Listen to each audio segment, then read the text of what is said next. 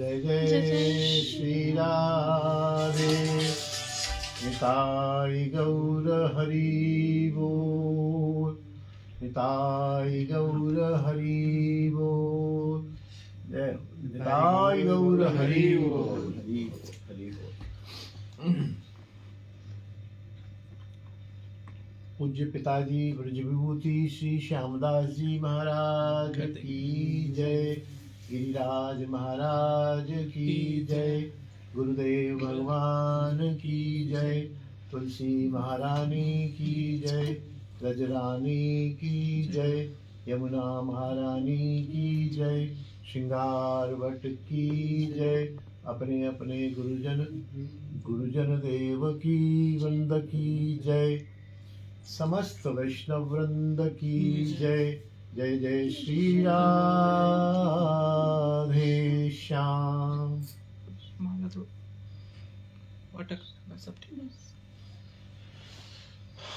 गुरु गोविंद कृपा से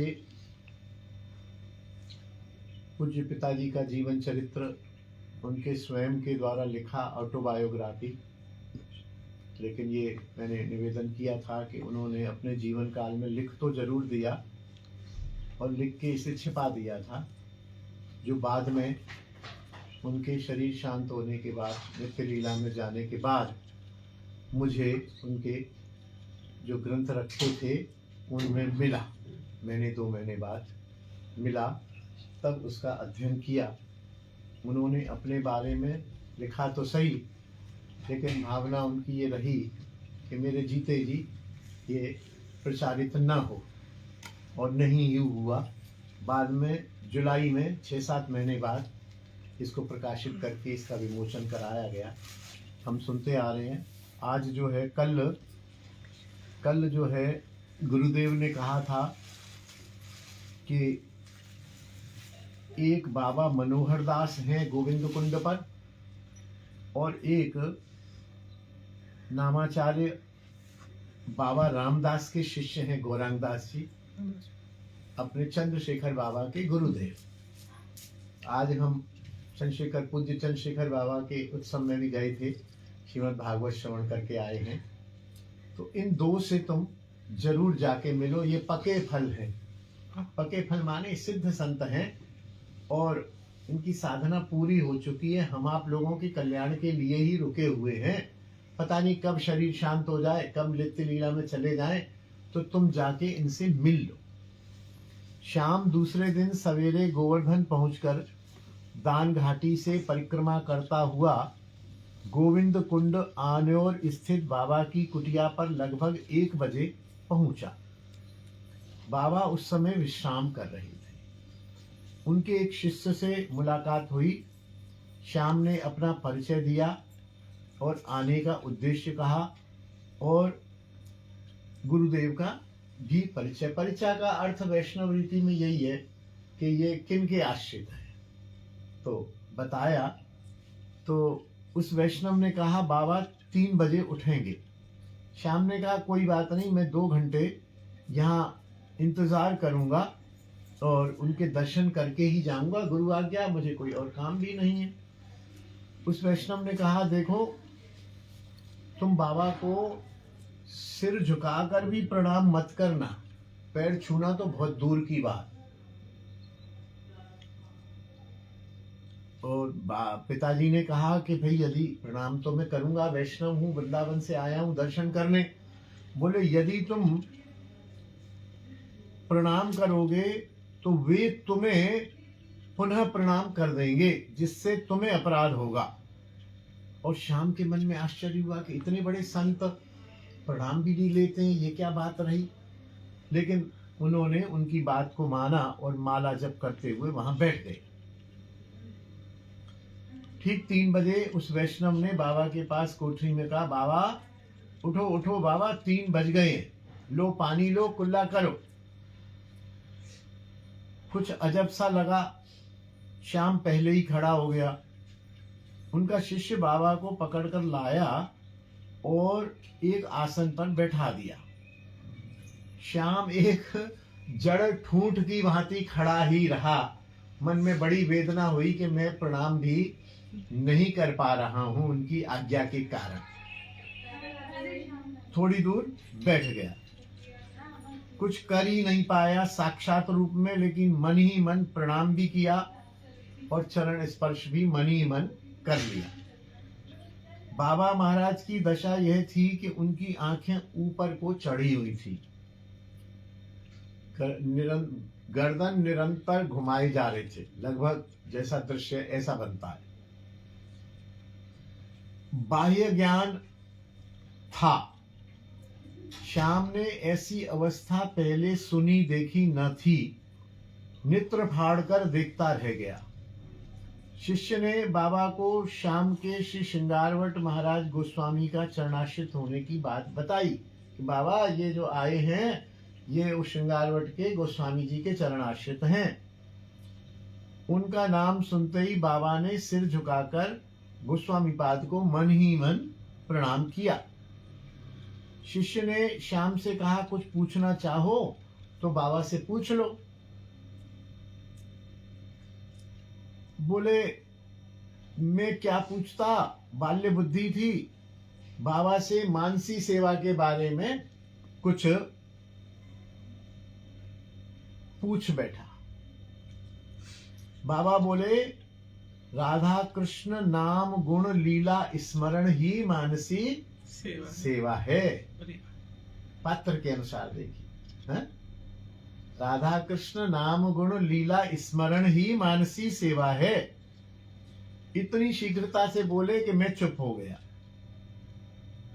शिष्य ने श्री गुरुदेव से गुरु प्रणाली तथा सिद्ध प्रणाली लेने की प्रेरणा दी। उस शिष्य ने पिताजी से कहा, पूछा होगा गुरु प्रणाली है। पिताजी को तब तक मालूम नहीं था। उन्होंने कहा, तुम अपने गुरु से शिष्य प्रणाली, गुरु प्रणाली तथा सिद्ध प्रणाली प्राप्त करो। इतनी बात हुई, संध्या भी होने को थी। मैं वहां से उठकर बाहर आया। बाबा महाराज को बाहर से वो न देख पाए, मैंने प्रणाम किया। श्याम वहां से दौड़ता हुआ गिरिराज की परिक्रमा करके सुनसान मार्ग, अपरिचित रास्ता, दोनों तरफ गिरिराज की तलहटी, वृक्षाच्छादित, दूसरी तरफ पीलू के वृक्षों के झुंड, भयावनी। बोले, मुझे उस यात्रा में बहुत भय लगा। जैसे ही दान घाटी पहुंचा तो वहीं मथुरा की बस मिल गई।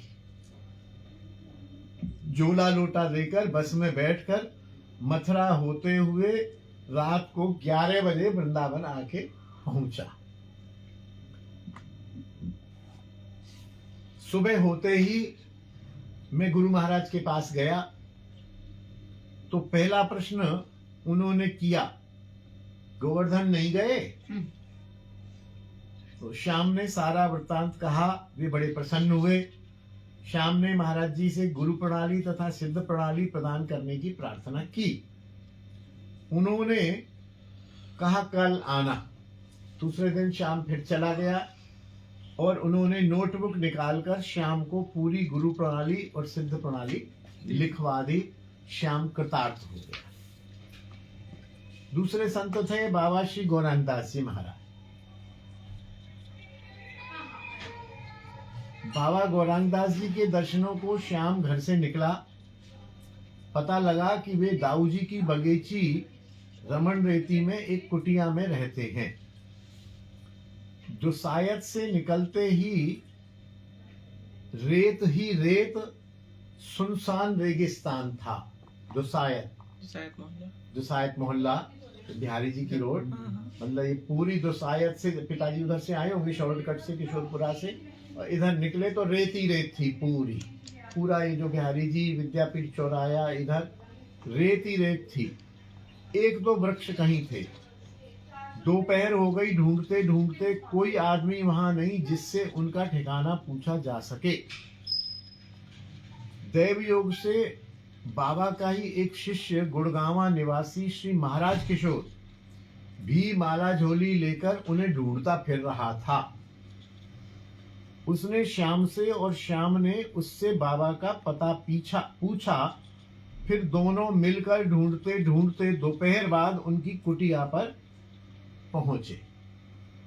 बाबा महाराज तो प्रेम की मूर्ति थे, जप कर रहे थे, अश्रुधारा प्रवाहित हो रही थी। कुछ देर उनके सत्संग का लाभ उठाया। दोनों वहां से संध्या समय अपने अपने ठिकानों पर चले आए। श्याम घर से अपने साथ एक हस्तलिपि लाया था। उसने चैतन्य मंगल ग्रंथ के कई एक परिच्छेदों का दोहा चौपाई कवित्व में रामचरितमानस की तरह अनुवाद किया। दूसरे दिन प्रेरणा हुई कि उस पद्यानुवाद को श्री बाबा गौरांग दास को सुनाऊं और उनसे आशीर्वाद लेकर उसे आगे भी लिखते जाने का प्रयास जारी करूं। दूसरे दिन शाम फिर से उस कापी को लेकर बाबा के पास पहुंचा और उनसे कहा कि आप कृपया ऐसे ऐसे मैंने कुछ कविता लिखे हैं, आप कृपया इसको देखिए, यदि ठीक है तो आप आशीर्वाद दीजिए, मैं इस ग्रंथ को पूरा करूं।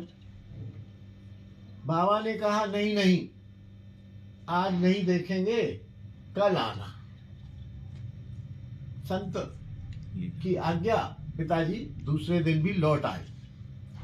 दूसरे दिन फिर पिताजी वो कॉपी को लेके पहुंचे। फिर बाबा वो क्या, नहीं नहीं आज नहीं, तुम कल आना। ठीक है। पिताजी कहते हैं मेरे को कुछ ऐसा आभास हुआ कि बाबा मेरे धैर्य की परीक्षा ले रहे हैं। तो तीसरे दिन भी फिर पिताजी उस पोथी को लेके पहुंच गए। जब तीसरे दिन पहुंचे तब बाबा ने उसे सुना और गदगद हो गए। बहुत पृष्ठ सुनने के बाद बाबा बोले, ज्यादा अच्छा होगा कि तुम ऐसा पद्यात्मक अनुवाद श्री चैतन्य भागवत का करो, वह अधिक समादृत एवं साधकों के लिए श्रेयस्कर होगा। श्याम ने पहली बार चैतन्य भागवत का नाम बाबा से ही सुना था।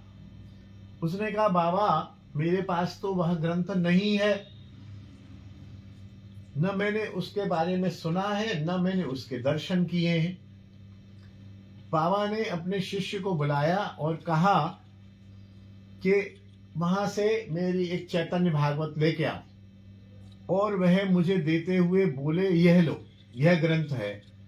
श्याम ने कहा, महाराज मैं तो पंजाब से हूं, यात्रा करने आया हूं, और इस ग्रंथ का कैसे रहेगा, मैं तो 10-5 दिन हूं यहाँ, 10-5 दिन में तो ये ग्रंथ हो नहीं पाएगा, तो फिर कैसे रहेगा, मैं इसको साथ ले जाऊं या क्या करूं। फोटो स्टेट तो होती नहीं थी उस समय। तो बाबा बोले, सुनो सुनो, यह ग्रंथ तुम्हें दे दिया, अब तुम इसको अपने साथ ले जाओ, इसका पद्यात्मक अनुवाद करना। श्री बाबा की उदारता एवं कृपा का क्या वर्णन करूं, वह ग्रंथ प्राप्त करने में धन्य हुआ। दूसरे दिन अपने पूज्य श्री गुरु महाराज को सारा वृत्तांत सुनाया। वे मुस्कुरा दिए। अब समझ आती है कि उन्होंने इन अमूल्य पारमार्थिक उपलब्धियों के लिए गोवर्धन बाबा के पास और गौरांगदास बाबा के पास भेजा। गोवर्धन बाबा के पास क्यों भेजा? प्रणाली, उन्होंने कहा गुरु प्रणाली और सिद्ध प्रणाली मांगो। अब गुरु अपने आप कहे कि तुम मेरी प्रणाली लो, तो वहां से प्रेरणा दिलवाई, और गौरांगदास बाबा से कृपा शक्ति दिलवाई चैतन्य भागवत के अनुवाद की।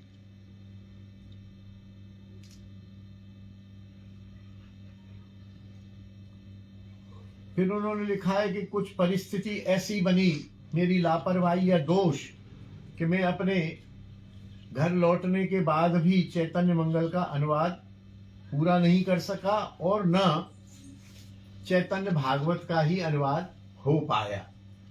चैतन्य भागवत का मूल अनुवाद वृंदावन में आकर प्रकाशित हुआ और बाबा की कृपा से उऋण हुआ।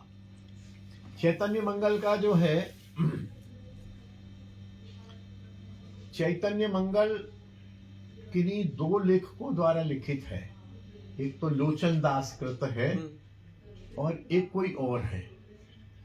तो वो जो चैतन्य मंगल ग्रंथ था वो पिताजी ने किया हुआ था, और वृंदावन जब आई हुई, वृंदावन की बात बता रहा हूँ, तो मुझे ऐसा ध्यान है कि जब मैंने इंटर पास किया था तो गर्मियों की छुट्टियां होती है ना, तो वो ग्रंथ पिताजी ने मेरे को दिया, चैतन्य मंगल, और बोले कहा, तब हम प्रेस में बैठते थे और बंगला पढ़ना लिखना थोड़ा बोलना अनुवाद करना थोड़ा थोड़ा सीख गए थे। तो पिताजी ने कहा, बेटा ये चैतन्य मंगल ग्रंथ है, तुम इसको, ये इतने पेज मैंने कर दिए पद्य अनुवाद में, आगे तुम इसका हिंदी अनुवाद करो। हमने कहा ठीक है। तो मैंने उसके 2 4 10 पेज शायद किए होंगे, लेकिन वो हो नहीं पाया, नहीं हो पाया।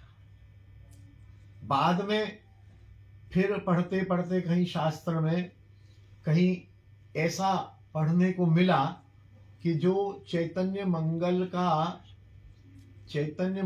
की रचना जो लोचन दास जी ने की थी अथवा दूसरी की थी, उसका आधार कहीं राग द्वेष पर आधारित था। कहीं ऐसा था कि अरे चैतन्य भागवत इन्होंने क्या लिखा, देखो मैं लिखूंगा, या ऐसा ध्यान आ रहा है कि चैतन्य भागवत का पूर्व नाम चैतन्य मंगल था। ऐसा ही था, चैतन्य मंगल था चैतन्य भागवत का नाम। और उस चैतन्य मंगल ग्रंथ से कहीं, अब मैं गलत हो सकता हूं, मेरा भाव ले लीजिएगा, शब्दों पे मत जाइए, कहीं कुछ ऐसा था कि लोचन दास ने भी उसका नाम चैतन्य मंगल रख दिया कि ठीक है, तेरा चैतन्य मंगल, मेरा भी चैतन्य मंगल, देखते हैं किसका ग्रंथ ज्यादा समादृत होता है। तो उस चैतन्य मंगल का नाम चैतन्य भागवत कर दिया गया, और ये चैतन्य मंगल रहा। और कुछ इस तरह की अंतरंग नेगेटिव कारणों की वजह से चैतन्य मंगल को गौड़ीय समाज में भी ज्यादा सम्मान नहीं मिला, कुछ भाव का भी अंतर था।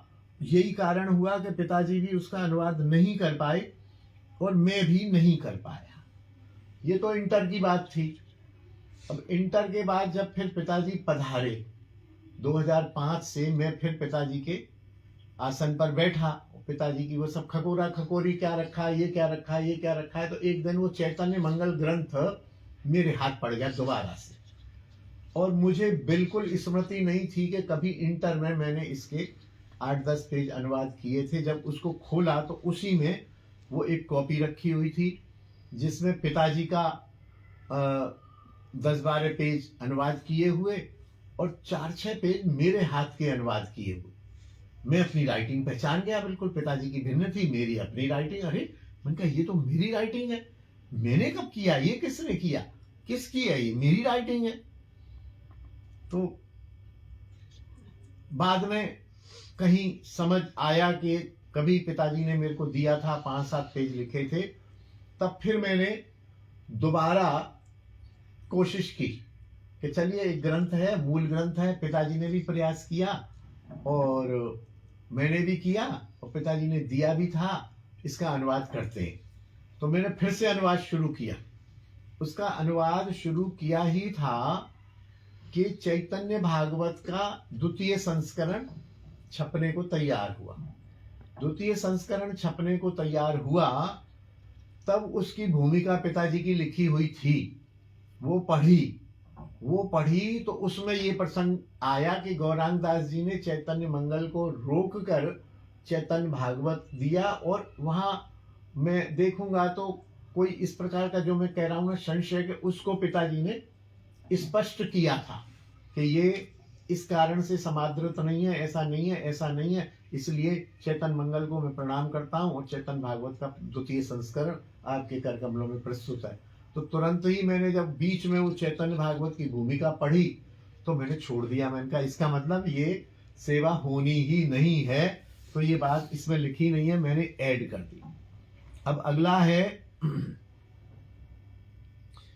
निम्बार्क कोट। सन 1941 में एक बार श्याम ने फिर वृंदावन यात्रा का सौभाग्य प्राप्त किया। श्रीमन महाप्रभु का वृंदावन आगमनोत्सव कार्तिक मास था। इस बार श्याम निम्बार्क कोट में बाबा बाल गोविंद दास जी के पास रहा। उनके निम्बार्क जयंती उत्सव रास वैष्णव रसोई 1 मास पर्यंत मनु महोत्सव मनाया जा रहा था, अब भी मनाया जाता है। वे निम्बार्क संप्रदाय थे, किंतु संप्रदाय संकीर्णता से रहित थे। श्री प्रीतमदास हकीम पिताजी के चाचा जी श्रृंगारवट के शिष्य होते हुए भी उनकी व्यवहार कुशलता से उनसे अधिक प्रभावित थे।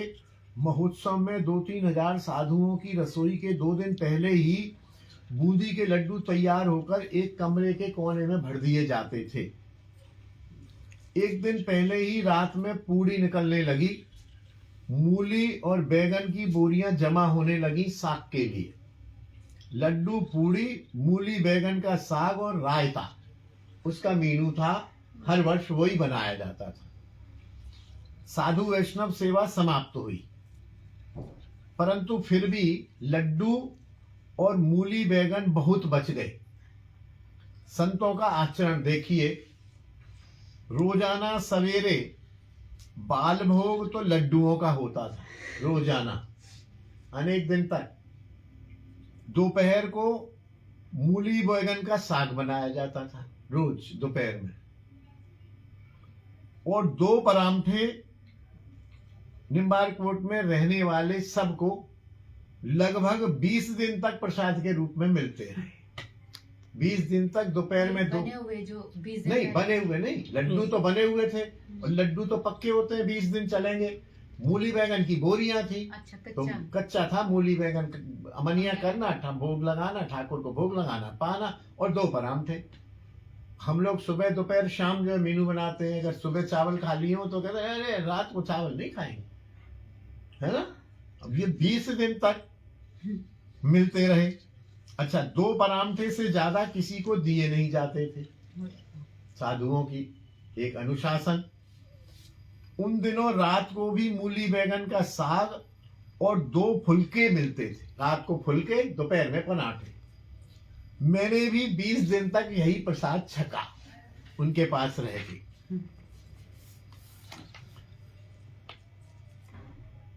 उन्हीं दिनों श्याम के परम मित्र श्री रामचंद्र राजपाल अपने परिवार और सास ससुर के साथ वृंदावन आए। रामचंद्र जी राजपाल पिताजी के मित्र थे, और उनके एक पुत्र जो दूर हमारी एक कोई बहन ब्याई है, उनको शायद बुआ जी की बहन ब्याई है, हमारे जीजा जी लगते हैं, वो फेसबुक पर मेरे साथ हैं, ओम प्रकाश राजपाल। वो अभी भी सुनेंगे, रोज सुनते हैं और रोज कोई कमेंट करते हैं। श्री ओम प्रकाश राजपाल वो पिताजी के मित्र के बेटे थे, और फिर बाद में संबंध हो गया तो हमारे जीजा जी हैं, हमारी बुआ जी की बेटी ब्याई हुई है। आयु में मेरे से वो 5-7 साल 8 साल बड़े ही होंगे। तो वो भी सुनते हैं, रोज मैं उनको देखता हूँ। वो आज वाला प्रसंग भी वो सुनेंगे मुझे लगता है। तो वृंदावन आए, उन्हें भी श्याम के साथ निम्बार कोर्ट में रहना था। 2 दिन में वह एक ही प्रसाद लड्डू मूली साग को देखकर यहाँ से दूसरे स्थान पर चले गए। अरे बोले सवेरे लड्डू, कल भी लड्डू, आज भी लड्डू, मूली साग। भैया श्याम ये तू कहा हमारे बस का नहीं है, हमसे ये रोज नहीं खाए जाते। वे बाजार से खाना खाने लगे और कुछ दिन गोकुल दाऊजी घूमकर वापस चले गए। बाल गोविंद दास जी हर वर्ष उत्सव के बाद रावल गोकुल दाऊजी मंदिर में जाकर मंदिर में भोग सेवा करते। वृंदावन से पैदल जाते, पैदल ही आते। उन्होंने श्याम से भी चलने को कहा कि तुम भी चलो। श्याम कब चूकने वाला था, तो फिराक में रहते थे पिताजी के, नए नए संतों के दर्शन हो और एक संत के अनुगत्य में। श्री महाराज जी, उनका गुरु भाई बाबा रामकृष्ण दास, उनका शिष्य गोविंद बाबा, उनका एक शिष्य थे गोविंद बाबा, जो डेरा गाजी खान में से ही थे और पिताजी के घर के पास ही रहते थे। गोविंद बाबा मैंने खूब दर्शन किए, और उनकी मजे की बात ये थी, उनको सर्दियों में कांजी होती है ना, गाजर की कांजी और गोभी का कांजी वाला अचार पीला सा, जो आज भी बनता है हमारे घरों में। खाया तुमने, पाया? हाँ, हमने पाया, आज भी बनता है, और मुझे लगता है एक आध बार यहाँ भी योगी भेज देती है। तो कांजी वाला गोभी का पानीदार अचार जो धूप में राई वाई डाल के रखा जाता है, गाजर की कांजी, उन्हें वो बहुत पसंद थी। और हम लोग बच्चे थे तो अपने घर के सामने ही सर्दियों में अपनी बेड वेड डाल के सर्दियों में बाहर बैठे रहते थे, माँ भी हम भी, और वो सामने से आते थे तो हम उनको कांजी वाले बाबा ही बोलते थे। मम्मी बोले, अब वो कांजी वाले बाबा आ गए। अच्छा आ गए, क्या आ गए? इंतजार करती थी हमारी माँ पिताजी के वो बाबा आएंगे और उनको धूप में बैठा के तो कांजी के जब तक उन्होंने एक दो गिलास पीना और फिर एक दो छींके मारना, नाक साफ करना, मजा आ गया, शाम मजा आ गया, मैं जा रहा हूँ, मैं यार अब अगले साल आऊंगा। ऐसे मस्त थे। तो वो गोविंद बाबा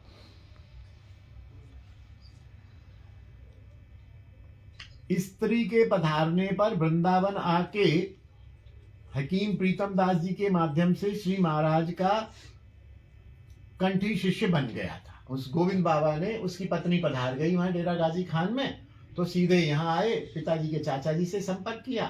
प्रीतम दास जी यद्यपि श्रृंगारवट से ही दीक्षित थे, लेकिन वो उनका इधर झुकाव था तो उन्होंने इनको यहाँ से दीक्षित करा दिया। और प्रीतम दास जी भी एक प्रकार से इधर ही निम्बार कोर्ट में ही रहे और बाद में मेरे ख्याल से निम्बार की तिलक ही लगाने लग गए, ऐसा कुछ रहा।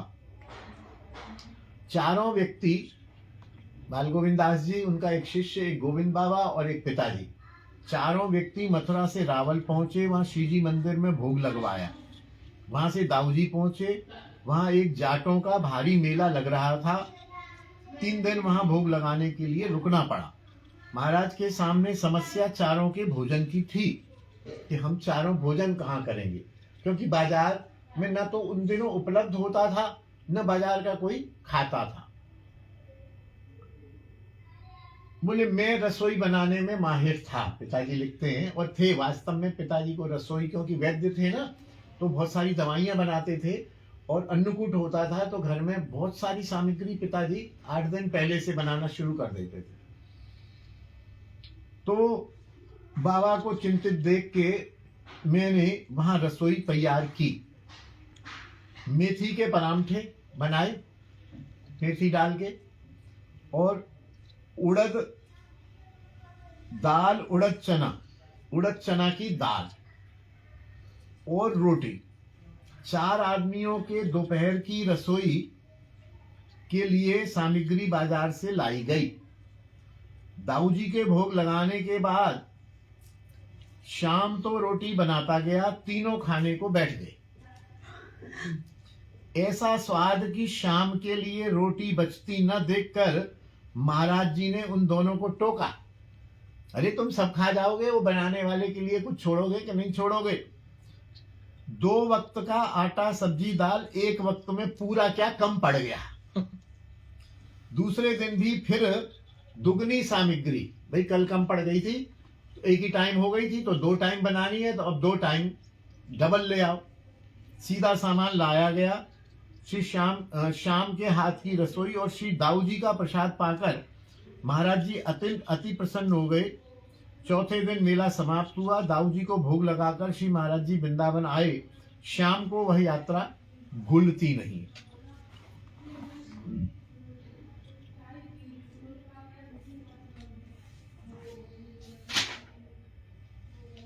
एक बीच में, अब ये इसके बाद प्रसंग तो अगला आ रहा है, एक यहाँ पर रचना है। अच्छा, श्याम आराधन, यह उस समय इस दास द्वारा लिखित है, उस कविता को सुना देता हूं। हमारी बड़ी माता का नाम सावित्री था और हमारी माता का नाम ईश्वर देवी था। श्याम सावित्री, श्याम ईश्वर, श्याम है नित्यानंद, हमारे बड़े भाई साहब। श्याम राजगिरी, गिरिराज को, श्याम भागवत, श्याम निखिल ब्रज चंद। श्री राधिका रसीली सुंदर श्याम हो, मेरी जीवन प्राण ये ही जोड़ी अब राम हो। श्याम नाम हरि नाम धाम में, श्याम दास श्री श्याम हो। निशिदिन सेवत ग्रंथन को रस, पूरे सबरे काम हो। नित्य कीर्तन ठाकुर सेवा, भगवत चर्चा काम हो। जगत कार्य सब स्वतः संचलित, सर्वोपरि हरि नाम हो। ये पिताजी का वर्णन किया है। यमन देश तजी गुरु चरणन भजी, आए श्रीवन धाम हो, ग्रंथ अध्ययन ग्रंथ संपादन ग्रंथ प्रकाशन ध्यान हो। ग्रंथ मनन में ग्रंथ श्रवण में दिए हमेशा कान हो, श्री राधिका रसीली सुंदर श्याम हो। मेरी जीवन प्राण ये ही जोड़ी अभिराम हो। नील कृष्ण संजय अरुकाना, कलश प्रतीक हेमांग हो। ये उनके पुत्रों के नाम है, नीलकृष्ण, संजय और कान्हा। कान्हा किसी का होगा नाम। कलश प्रतीक हेमांग। पौत्र प्रपौत्र वंश सब नीको, सेवत सब भजनांग हो। सर्वोपरि सेवत भक्ति रस, मंजरी रूप धरि ध्यान हो। कविवर विज्ञ संगीतज्ञ, सुमिरत ब्रजनिधि आज महान हो। प्रिय प्रमोद अति मोद बढ़ावत, सौरभ हित निष्काम हो। प्रमोद मेरे मित्र हैं, घनिष्ठ मित्र हैं, और सौरभ किशन के मित्र हैं, और वो राधा वल्लभ संप्रदाय से हैं, तो इसलिए सौरभ हित निष्काम हो। हित हरिवंश ये दिया है। मेरे तेरे इनके उनके ब्रज के प्रिय श्री श्याम हो। व्रज विभूति श्री श्यामदास पितु मेरे जीवन प्राण हो। प्रभु चरणन दृढ़ रतिमति मांगू, पुनर्वार परिणाम हो। श्री राधिका रसीली सुंदर श्याम हो। मेरी जीवन प्राण ये ही जोड़ी अभिराम हो। ये पिताजी का एक पद है, मेरी राधिका रसीली सुंदर श्याम हो, मेरी जीवन प्राण हो। तो उसी की एक तरह से मैंने पैरोडी बना दी है, शब्दों को इधर उधर करके, क्योंकि कवित्व शक्ति तो है नहीं, तो उसी की एक पैरोडी बना दी है। तो आज मुझे लगता है कि यहाँ एक और छोटा सा है, इसको भी 1 मिनट में कह देते हैं। एक सफल व्यक्ति, एक सफल गृहस्थ, एक सफल सेवक होने का एकमात्र कारण था कि श्यामदास जी के जीवन के मूल में भगवत भक्ति थी। हमारे केंद्र में क्या है ये निर्भर करता है। देखिए, केंद्र ही मुख्य है। हमें काम सब करने हैं, हमें गृहस्थ भी देखना है, व्यापार भी देखना है, मित्र भी देखने हैं, शादियां भी देखनी है, व्यवहार भी देखना है, लेकिन केंद्र में क्या है? केंद्र में यदि भक्ति है तो ऊपर ऊपर से ये सब काम करते रहो। पिताजी करते रहे, अंतिम अवस्था तक करते रहे। वह संसार के सारे कार्य करते थे, लेकिन उसी तरह जैसे उद्देश्य पूर्ति के मार्ग में पड़ने वाले सभी कार्यों को व्यक्ति करता है। हम ट्रेन से मुंबई जा रहे होते हैं तो रास्ते में यात्रियों से बातें भी करते हैं, कभी सो जाते हैं, कभी उठ बैठते हैं, कभी चाय पीते हैं, कभी ट्रेन से उतरकर टहलते भी हैं, भोजन भी करते हैं, किसी वृद्ध या वृद्धा को ट्रेन से उतार भी देते हैं। आओ माता जी मैं उतार देता हूँ, वो हमारा कार्य थोड़ी है। लेकिन इसका अर्थ ये हमारा कार्य नहीं है, हम तो बम्बई जा रहे हैं, तो किसी वृद्धा कोई कह रही है बेटा मेरी अटैची जरा उतरवा दो, तो ये भी नहीं, उतरवा भी देते हैं। किसी बच्चे को टॉफी दे देते हैं। ये सब कार्य हमारे उद्देश्य नहीं है, हम सहज भाव से इन्हें करते रहते हैं। हमारा उद्देश्य होता है मुंबई पहुंचना। उसी प्रकार पूज्य पिताजी अपनी जीवन यात्रा में अनासक्त भाव से सारे कार्य करते चले गए, लेकिन उनकी दृष्टि केंद्रित होती थी भगवत भक्ति पर, जिसके लिए आजीवन उन्होंने श्री हरिनाम संकीर्तन का आश्रय लिया था। अब इसके बाद कल फिर कोई प्रसाद की चर्चा या कोई बात आएगी। अभी निम्बार कोट की बात है, हाँ मुझे ध्यान आ रही है, वो बात मैंने कहा यहाँ नहीं आई, मैं सुनाऊंगा, लेकिन वो बात शायद आगे, बड़ी मजेदार बात है। जय जय श्री राधे, पिताई गौर हरि बोल, पिताजी महाराज की जय, पूज्य श्री देवकी नंदन प्रभुपाद की जय, अपने अपने गुरुजन वृंद की जय, समस्त वैष्णव वृंद की जय, गिरिराज महाराज की जय, तुलसी महारानी की जय, वृंदावन रज रानी की जय, यमुना रसरानी की जय। पिताजी के और मेरे गुरु स्थान श्री श्रृंगार वट की जय। जय जय श्री राधे श्याम। जय हो, जय जय श्री राधे, जय जय श्री राधे। वाह।